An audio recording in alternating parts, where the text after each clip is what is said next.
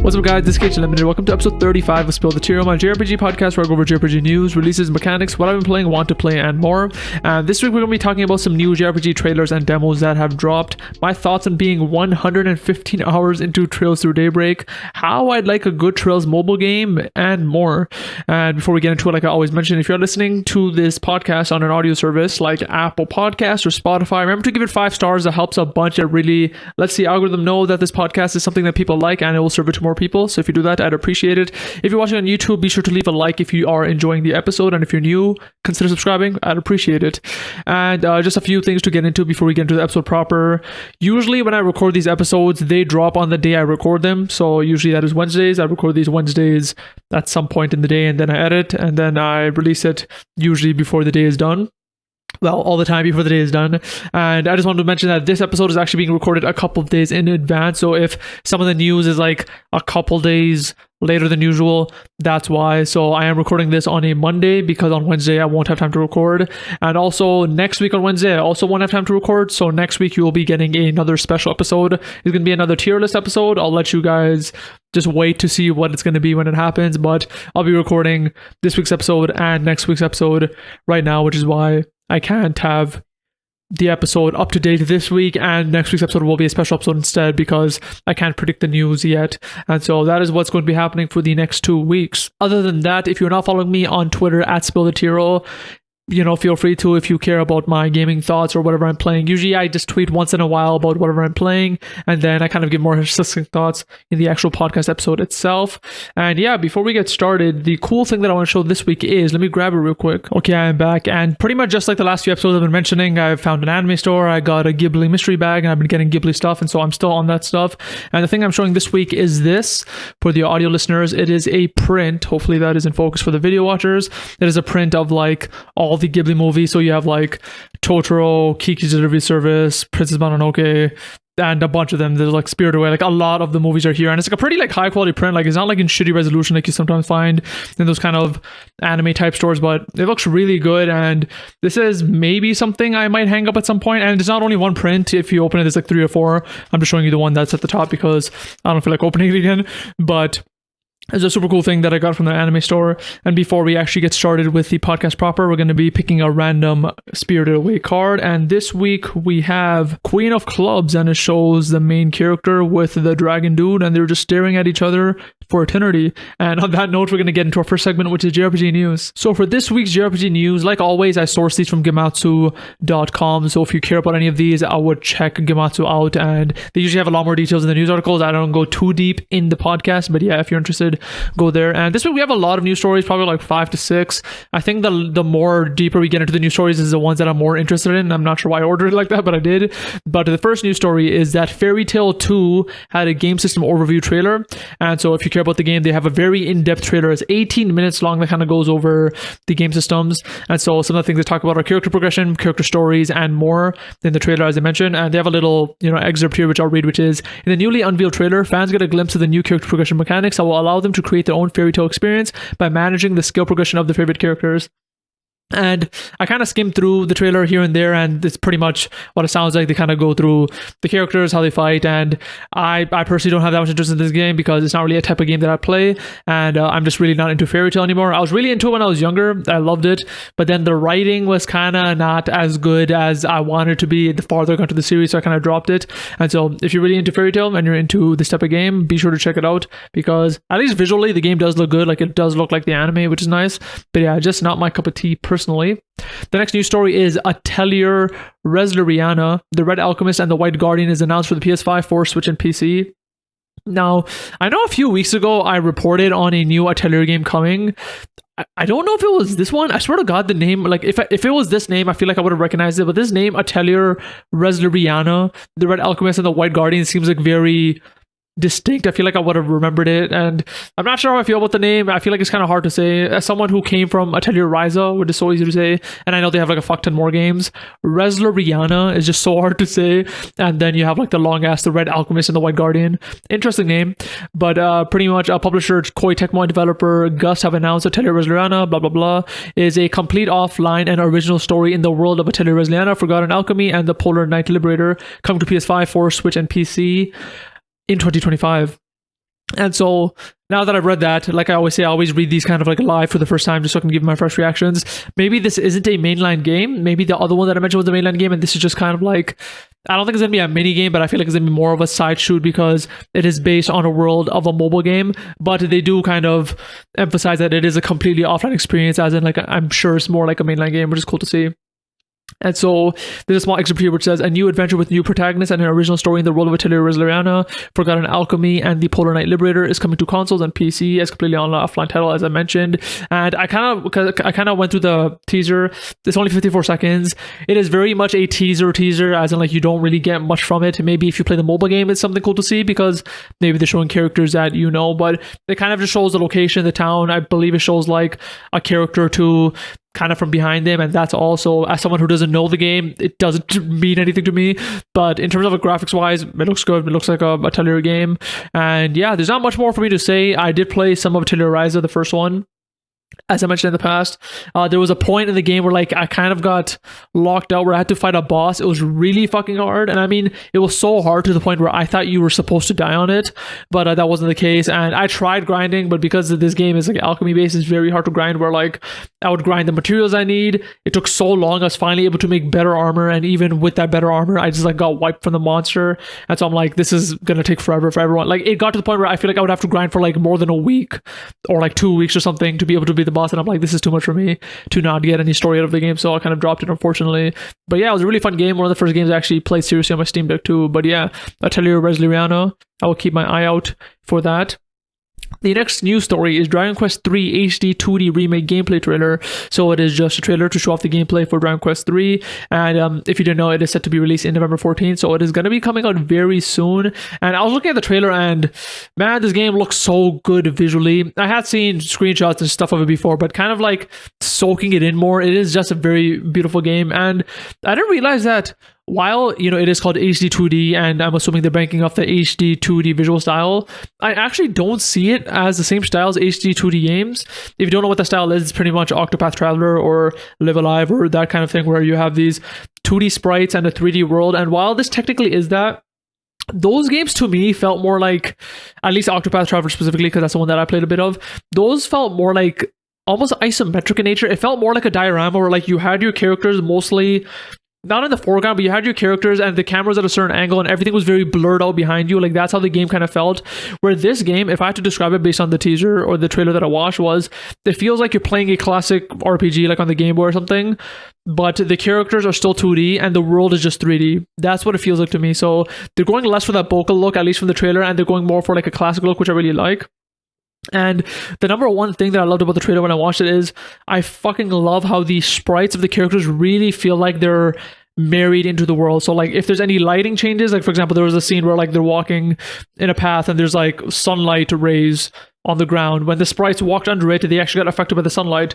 There's a scene where I believe they're on a boat or something, and the light is very moody and sepia toned and very almost like sunset-ish, and the sprites are actually being affected by that. Like, they actually feel like they're objects under the lighting, which makes sense. If it is technically a 3D game, they would have the lighting affect the actual sprites there. But it's just really cool to see that you have these 2D sprites, but then being affected by the lighting so well just makes it look even more beautiful than 2D art usually does. And so I'm digging the visuals of the game. I mentioned that I love Dragon Quest 11. I didn't finish it. I was on the finale, but I ended up not finishing it. But I will get back to it at some point. So I'm a fan of that game, and so I definitely want to try this game at some point too. But yeah, Dragon Quest 3 is looking mighty dope, and the trailer is out if you want to watch it. The next news story is for a game called AI Limit, and there is going to be a limited time demo which is going to be launched on October 14th, which is in about 2 weeks. Honestly, I'm not super excited about this. I'm excited for the game, but whenever a company releases a limited time demo, I'm just kind of like, why? Like, what the fuck is the point of that? Because like, I feel like they're trying to copy like the the concept of betas, which are like you're supposed to be able to test the game before it comes out, but this is a single player game pretty much, or like it's this game, like you're gonna be able to play single player. So why have a limited time? Just have a demo and have it be out in perpetuity. There's no reason to take it back. So they kind of suck for doing that, but at the end of the day, it's still a demo, which is pretty nice. So you get to play it before buying it. And so just some information here. Publisher CE Asia and developer Sense Games will release a limited time demo for Action RPG AI Limit from October 14th to October 21st. And it says 10 a.m. for both days, Pacific time. And so it is not super long. It is like a week-ish. I think it is pretty much a week. And so very limited time demo. Again, kind of sucks that it's limited. But yeah, it's just if you want to try it, you can. If you've never seen the game, it is pretty cool looking. It is pretty much a Souls-like game, but the aesthetics are more like an anime style, which I prefer. And if you've played Code Vein, it looks pretty much like that, honestly. Like, it looks literally like Code Vein, where Code Vein was also a Souls-like game, but more anime style, but it still looked very gray and gritty. This is very similar. I kind of skimmed through a trailer, and honestly, it looks very interesting. I love Code Vein. I didn't finish it, but I played like a decent 20 plus hours into it, and that is probably the only Souls game which I can see myself finishing because I really enjoyed it. And so if AI Limit is a good game and is a Souls game, maybe this is something I'll pick up and try at some point. Hell, maybe I'll try the demo. I'm not sure if I will, because that is very close to the release of Sparking Zero, and I'm going to be snorting that game when that comes out. And so I'll see if I try the demo. I would have 100% tried it if it was not limited, but it is, so it is what it is. But a bit more information on the demo is that it is available as part of Steam Next Fest October 24 edition, which will feature the entire first level of the game called Sewer Town Southwest, which will take approximately 2 hours to complete, which is a pretty nice length, honestly. And the gameplay includes enemy, elite, and boss battles, and the level will provide a battleground for players to learn how to master spells and spell frames and discover weapons and other equipment. So it does seem like you're going to be getting pretty much the intro of the game. What they said is pretty much saying like, yeah, you'll get the tutorial of the game and learn how to play, etc., etc. And they also mentioned that if you clear the level, it will give you a special reward in the form of an additional secret unlockable level featuring a new boss and combat system not featured in the demo.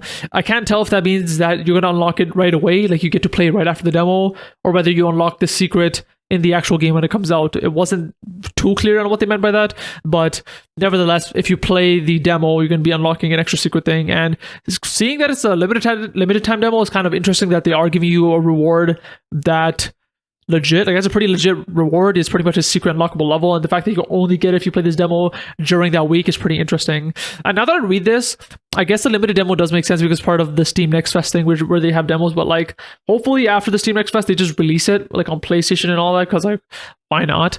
But yeah, it seems pretty cool. And again, because I like Code Vein, I feel like I would like this too. And AI Limit, I believe I talked about in an episode way in the past where I said that I saw it on my YouTube recommended. I watched it and it did look very interesting to me. So very cool to see it get a demo.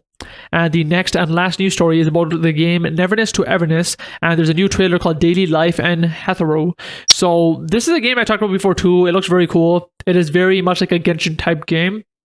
But some information about it is publisher Perfect World Games and developer Hata Studio have released a new trailer for free-to-play urban open world action RPG Neverness to Everness, introducing Daily Life in Hatharo. And pretty much what it does is shows new combat. So if you actually go to the Gamatsu article, they go like way deep into the game. Like it's pretty much the point of the trailer is to show a new combat mode called the Esper Cycle, and the article breaks down exactly what Esper Cycle is, and exactly every single part of the trailer they go pretty deep into. And so if you're very much into the game, I recommend just going to the Gamatsu article and checking it out, because I'm not going to go that deep into it, but it was pretty much a gameplay reveal.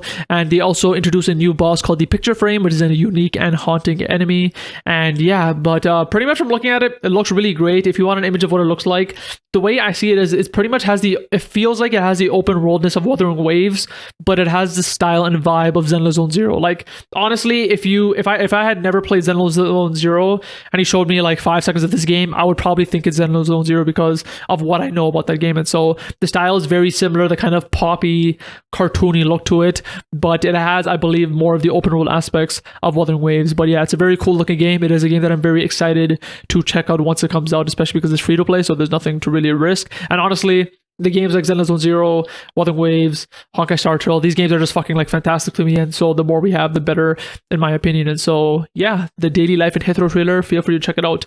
And from there, we are finished with the JRPG news, and we're going to be moving on to JRPG releases. Now, for the JRPGs that are releasing this week, there are absolutely zero, and pretty much the dates that I'm covering are from September 29th to October 5th, and there are no JRPGs from what I can tell. I did add one game to the list, which is technically not a JRPG. It is a South Korean MMO. I just added it because sometimes I do add like South Korean games or even Western games sometimes if they do are or if they are inspired by JRPGs. So I decided to add this because it looks pretty cool. It's a South Korean MMO. It looks very great fidelity wise, and it's called Throne and Liberty. It's coming out on PS5, Xbox Series, and PC on October 1st. So today from when I'm recording this, but you guys will be seeing this a few days later. But yeah, it is an MMO. It looks pretty nice. I don't know too much about it except it's an MMO for South Korea, but yeah, it is coming out today or 2 days ago for you guys, and if you want to check it out, you can. But yeah, other than that, there are no JRPGs, but I still want to mention that so you guys had something to check out if you wanted to. And from here, we're going to move on to the next segment, which is a JRPG mechanic that I think is dope. Now, for this week's JRPG mechanic that I want to talk about, I am honestly stupidly surprised that I haven't talked about this. I was looking at my spreadsheet that I have of like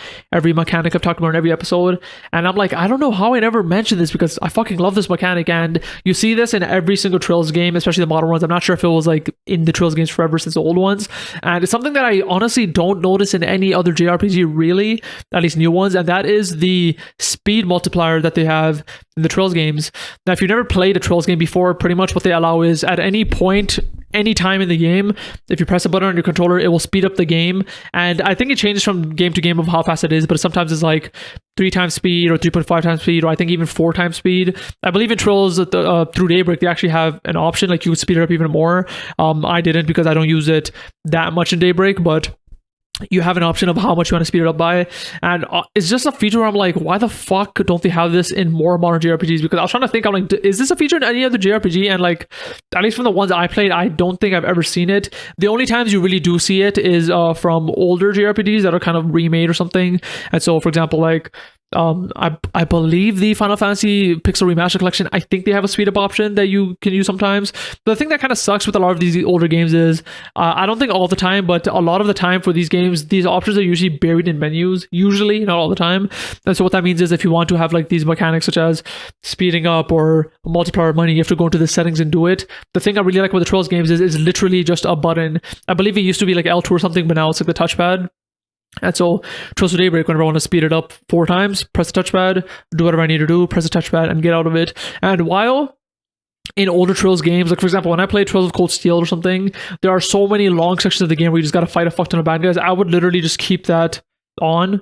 Like I would keep the speed on to the point where I think Trails into Reverie, when I went back to actually finish the game, I think I just kept it on the multiplier the entire time except for cutscenes, because when I turned it off and I tried walking around, it felt weird to me. Like the animations of just characters like starting to walk or turning around, it felt so sluggish to me. I was like, fuck, I ruined my brain. And so with Trails Through Daybreak, I actually made a conscious effort to not overly spam the speed multiplier just so I don't get used to it and then feel like the actual game is too slow. Personally, the way I've been using it, Trails Through Daybreak, is whenever there is if there's like too many repetition of battle, I will use it just for a little bit. For example, if I'm like in a dungeon and I'm fighting a lot of enemies, if there's like a grunt type enemy and this is like my 6th time fighting it, and I know the battle will just take like 10 seconds, I'll just speed it up for like 5 seconds, beat it, unspeed it up, and that's all. I try not to keep it on too much for the enemies too, because again, I don't want to be used to that speed, and also because in the real-time battles you do have to time your dodges and stuff, and so when you're playing it sped up, you are just making it harder for yourself. So that's one situation I use it in. The main situation I use it in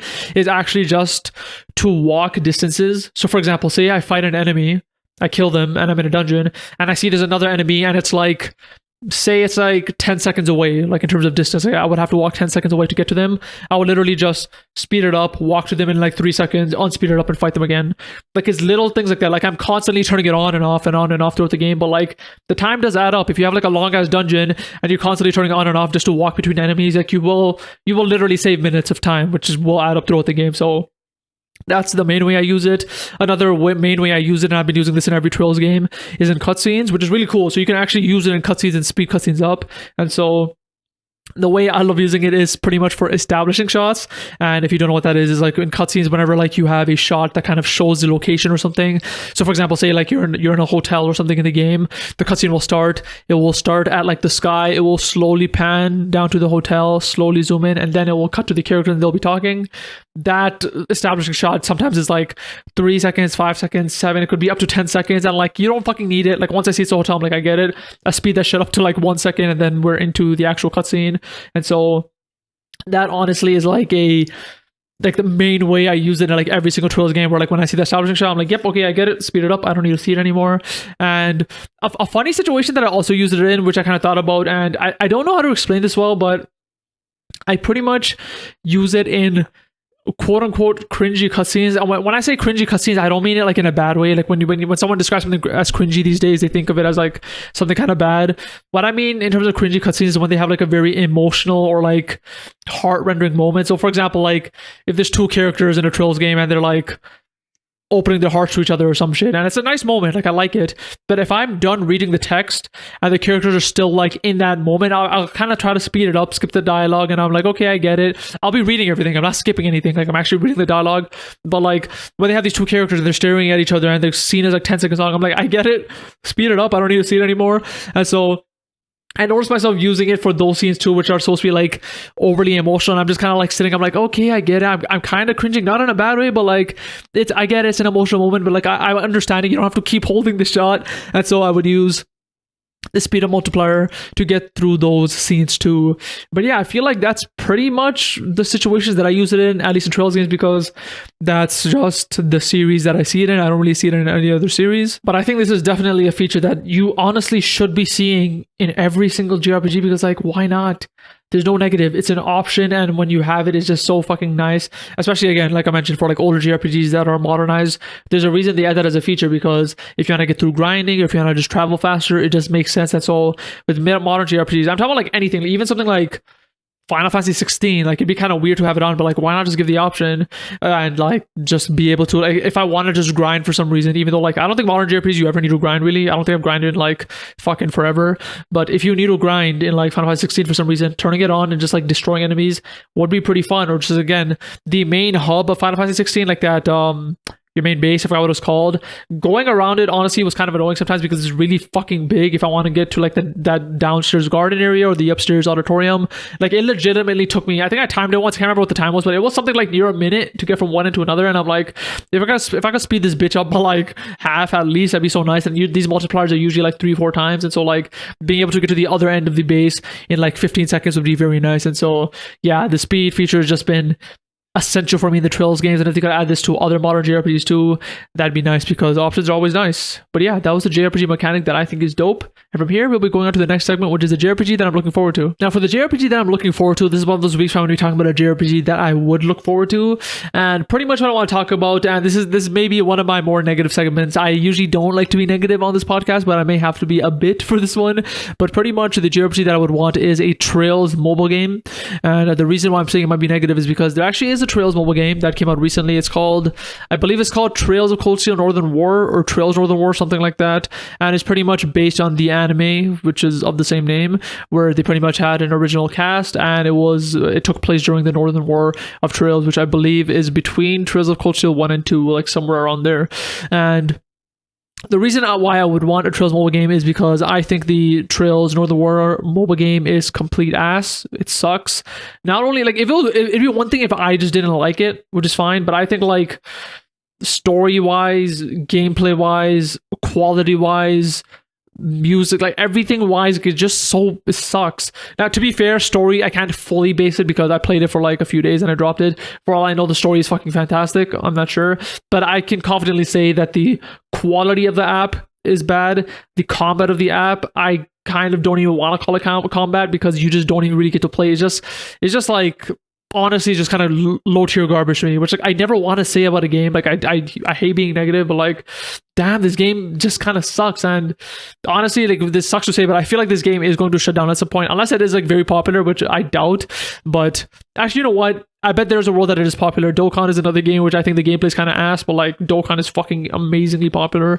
And so maybe Northern War is very popular too. I'm not sure, but pretty much what I want to talk about is if we were to have a proper Trails game, this is what I would want. And pretty much what I thought about is Trails can very much easily be ported to mobile, like in terms of what the game is, without compromising on anything.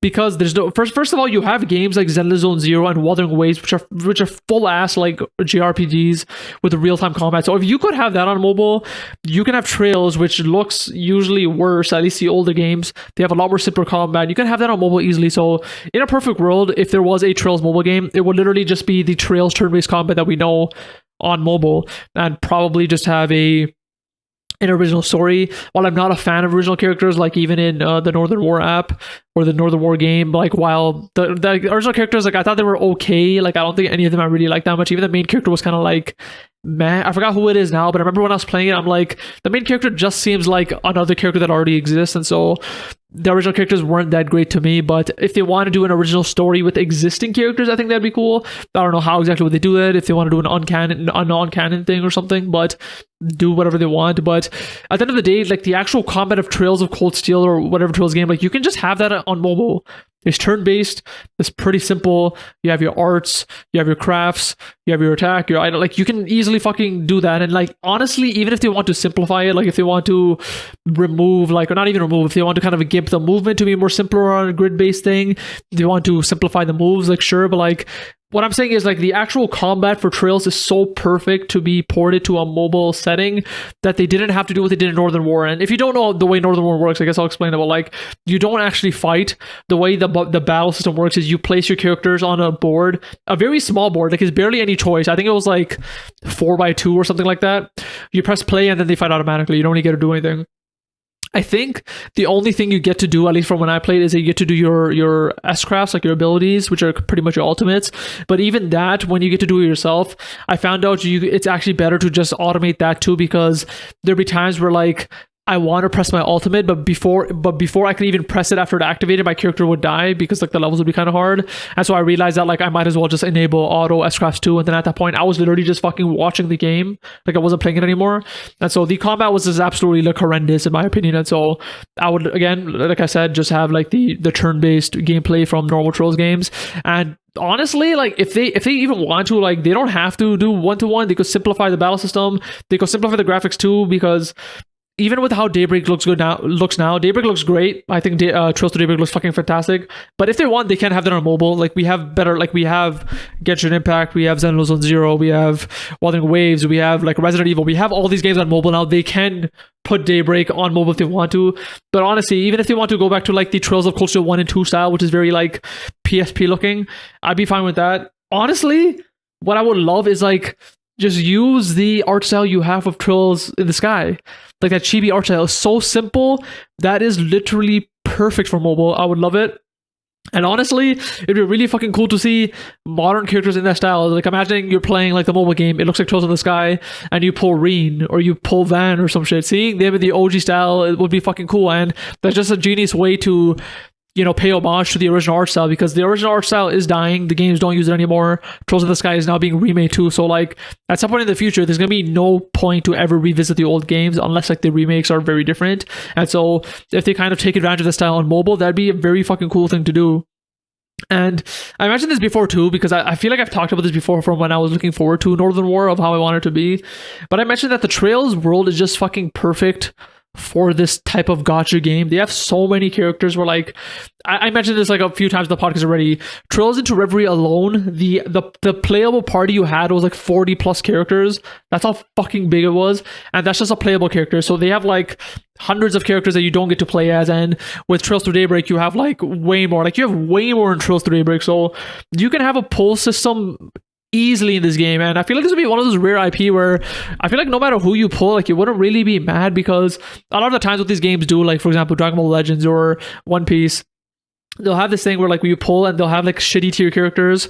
So in Dragon Ball that would be like Frieza soldiers or Kiwi or like whatever, like these shitty characters that you kind of don't want. Trails doesn't really have that. Like even if you get like a slightly unknown character, I'd be like cool, like I know that character, like maybe I'm not excited for it, but like it won't be like a grunt. Which is why it was mind-blowing to me where when I played Trails Northern War, they had a pull that I did, and when I got it, I literally got like a generic like Jaeger grunt, and I'm like, Why? You have so many fucking characters in this IP. Why are you creating this grunt, this nameless, literally faceless grunt, and putting it in this game? And you know what? I forgot to even mention this. I forgot one of the most egregious parts of Trails Northern War, the game, was most of the characters literally don't have faces. Like in the cutscenes, there will literally be, I believe it was just like a black silhouette. I'm like, what the fuck? And especially because a lot of these characters would be named. Like, you'll go to a village, and I'm just gonna make up a name, but like, say you're in a village and there's like a character named Freya or some bullshit.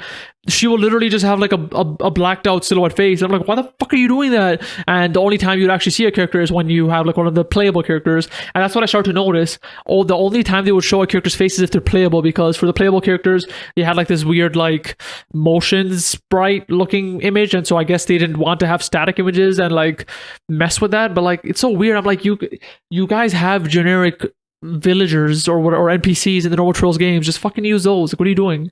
To create like even like 5 generic NPCs and reuse those. Why are you using these blacked out silhouettes? Like, it makes no sense. Especially if you're gonna go through the trouble of naming them.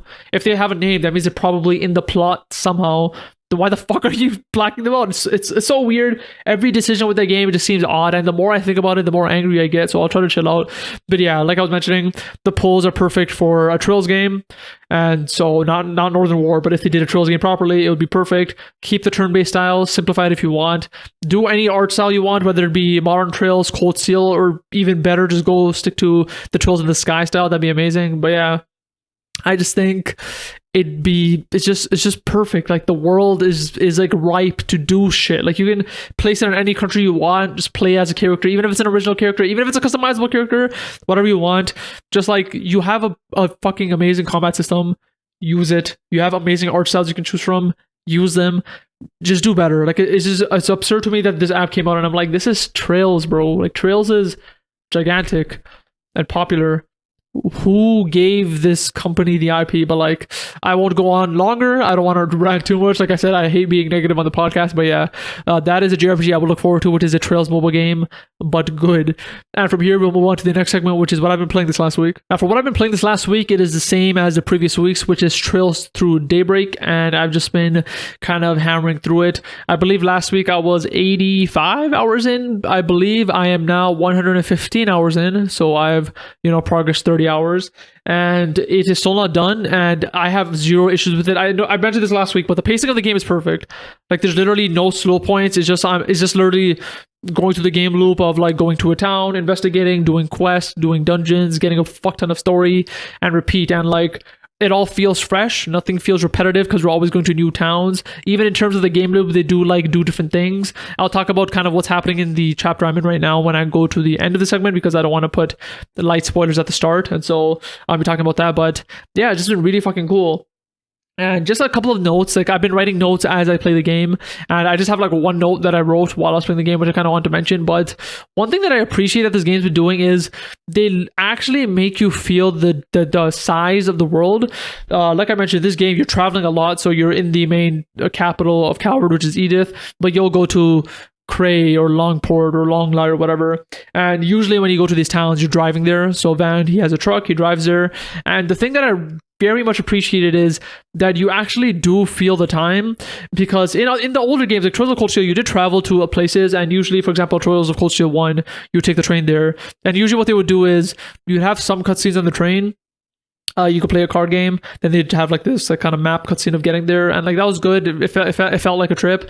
But this game, I noticed like specifically, it is really making the trip feel long, which I love. And the way they're doing that simply is just having a lot happen in the trip. So like, we'll start the trip, we'll be in the car, there'll be a cutscene of them talking about whatever. They'll then transition to the cutscene of a map showing us go a different distance.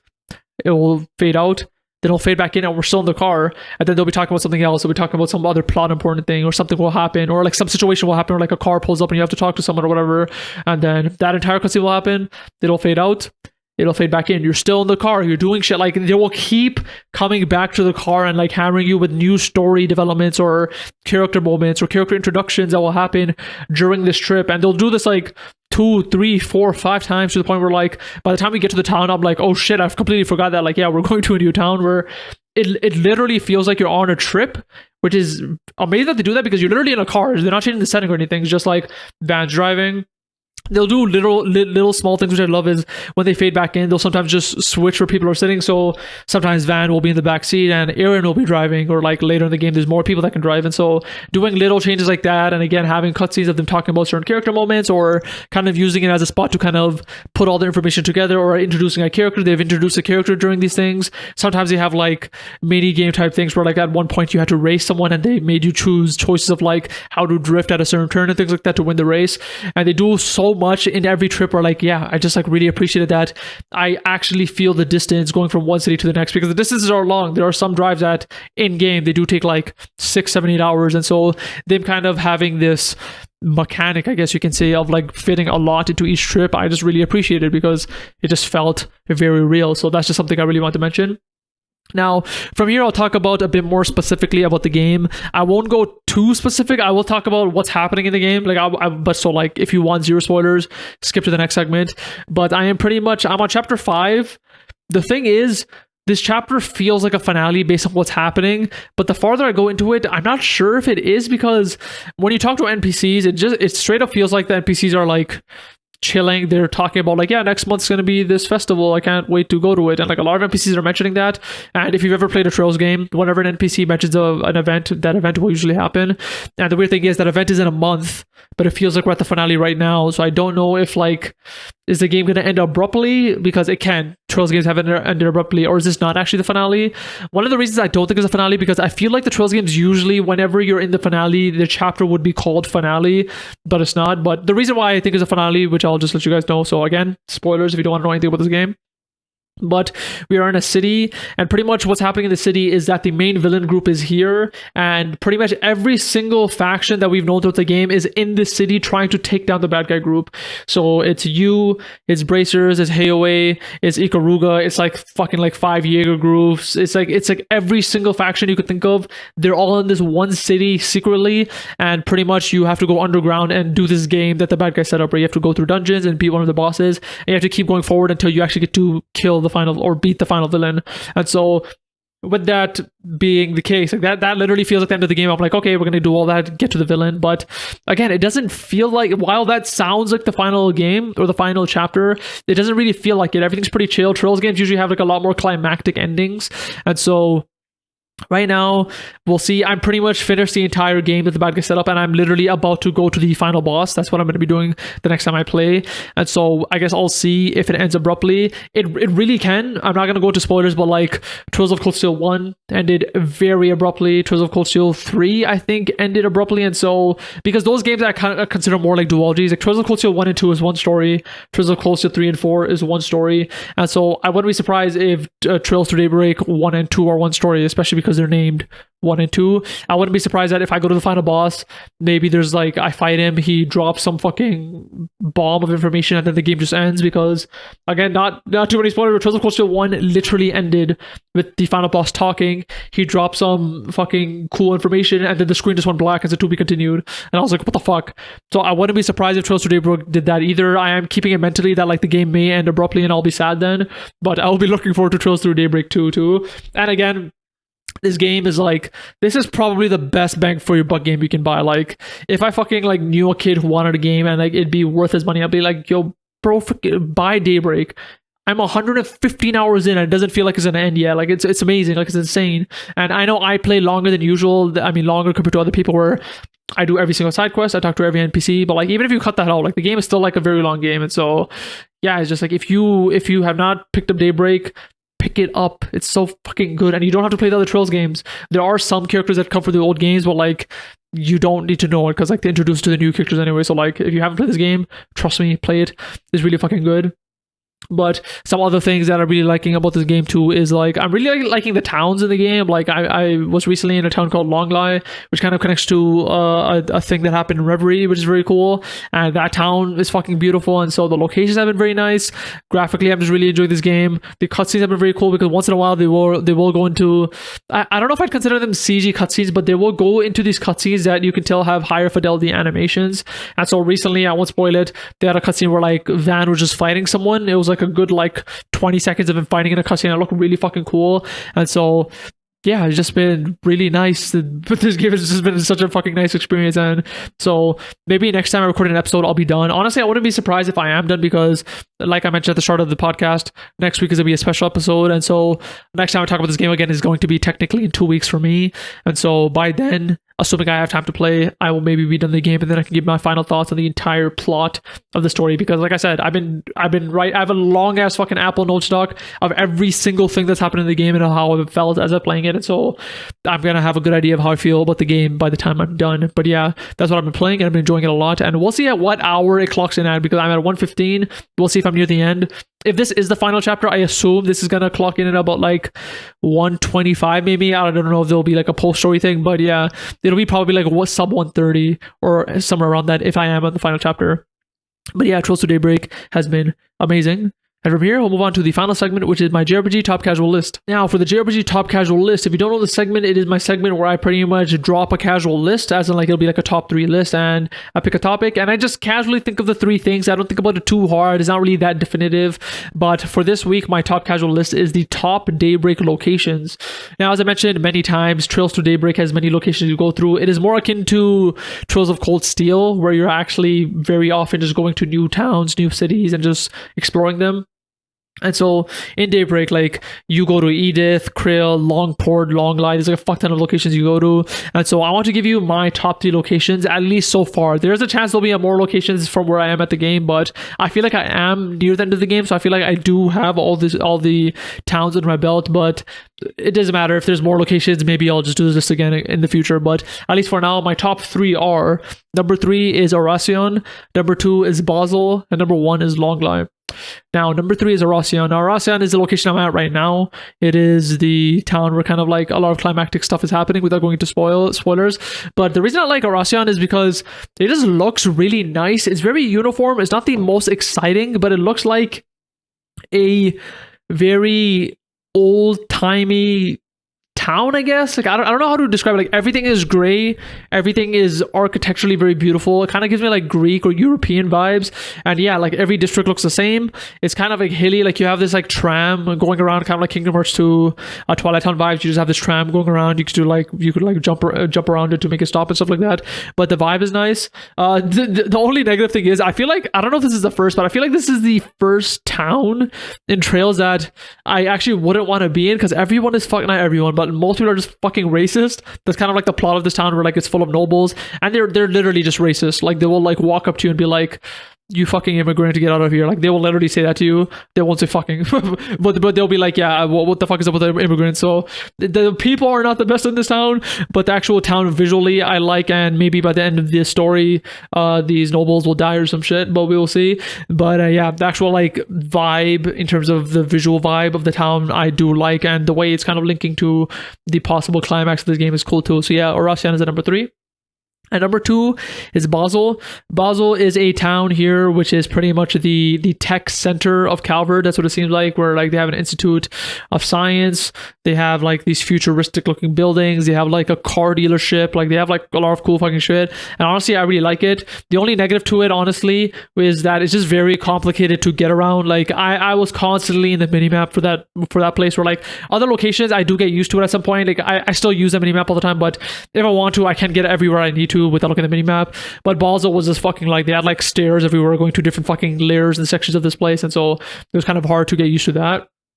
But in terms of what it was, it being kind of like the scientific city of Calvard, it was very cool. And so I kind of like that visually, and the theme of it. And also because even though it was a futuristic city, it wasn't like what you think of it. It's not like it was like sci-fi and glowing lights everywhere. They still had like normal stuff, like they had chimneys and stuff still, but I just think it was a nice blend of futurism, but also they just had like normal like brick buildings still too. Like it wasn't like just purely sci-fi or purely old. It was kind of like a mix between new and old, which I very much liked. And at number 1 is Longley. Longley I fucking loved. Like there was this specific, let me explain the location first. Longley is pretty much this eastern based hot spring town, and the thing I loved about it, first of all, is this town actually took place in an intermission in the game. So like there's chapter 1, 2, 3, 4, and then there's an intermission chapter.